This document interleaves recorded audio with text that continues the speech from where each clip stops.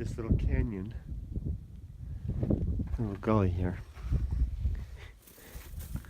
It's not terribly interesting for an extraordinary purpose, but quite to my satisfaction for ordinary means.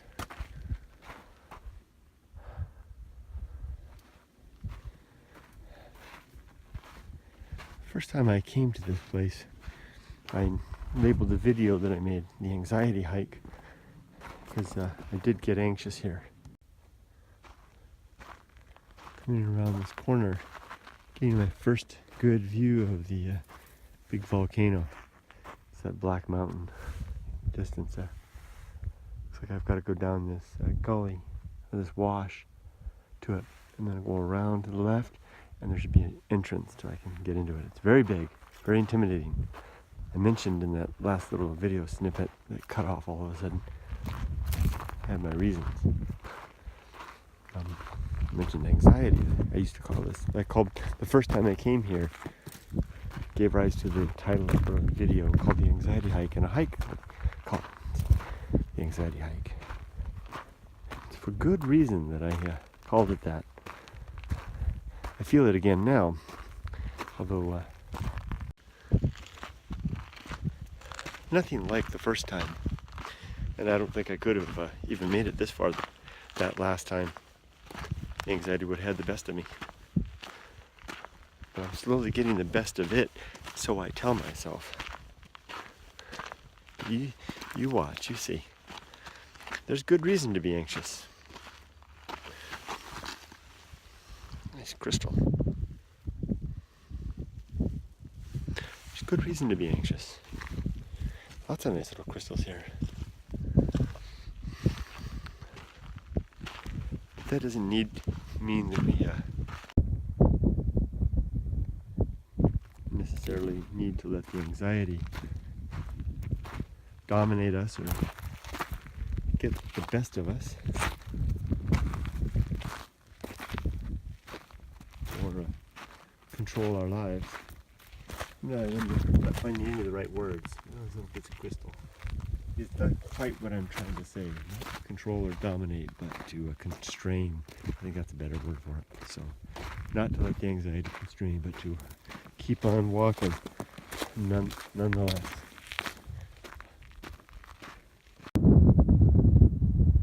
I've been walking for about 2.5 hours now since I left camp. And I've made it through the Sandman's Bed, Badlands there. I'm in a large wash. Come up to a little hill here. I've decided that instead of going up and around, it looks pretty difficult up there. I'm going to go down here and around the bottom of the cliff. Now, when I go around the corner there and get a good look at the volcano, I expect a spike in anxiety. A little pop. It's like in the movies, when flashing through your mind. What flashes through my mind isn't the danger, it's everything that I have to lose. I flash kind of in the order of proximity. I flash, oh my gosh, what's happening? Is everything okay at the camp? Is my bike still okay? Is anybody kicking it over? Are they loading it into a flatbed right now and taking it away? Or is the battery going to fire the bike up later? And then further out from there, how's my mom doing? What about my wife and daughter? What are they up to? Are they okay? And what happens to them if I don't make it back? These things I guess that's responsibility, eh? It's all the responsibilities that I have and all the things that I rely on to keep me safe and secure along the way, and happy too, and kind of at peace.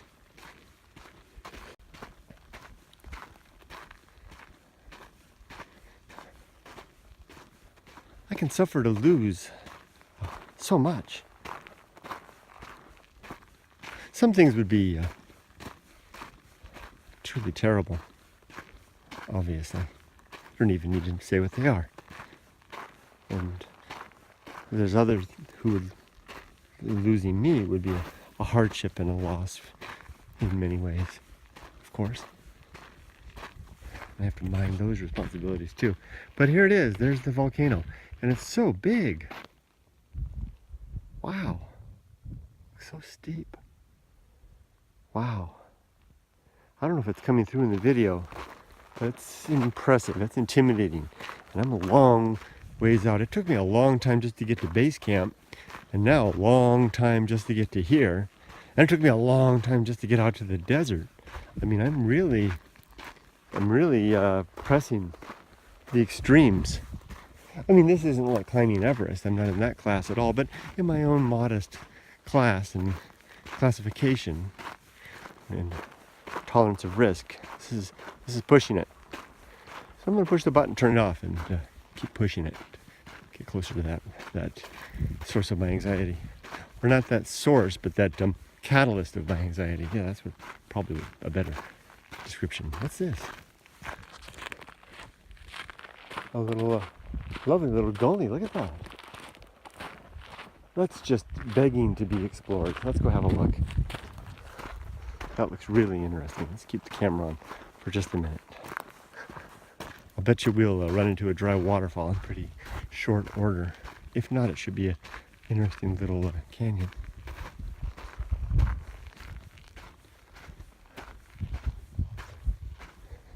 Careful of snakes in here, dude.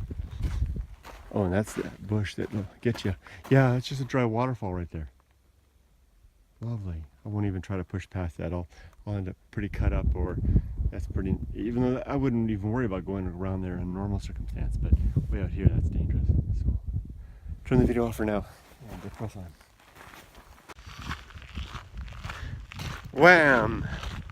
And it just hit me, that aforementioned anxiety. I know it's not coming through in the camera at all. That doesn't look so bad, does it? Where I'm standing is it's pretty bad, especially with all I have to lose and all I have to live for. There's something in there, some nugget to tease out. Nice flash flood wash here. The water comes roaring down here, spills, hits this thing, goes to either side, and off it goes. That was a rough passage back there. It doesn't look so bad, but that was really hard. Very slippery stuff, and I need to go back through it again to get back. But first off, to face my anxiety here. There's something in there. There's some nugget of thought.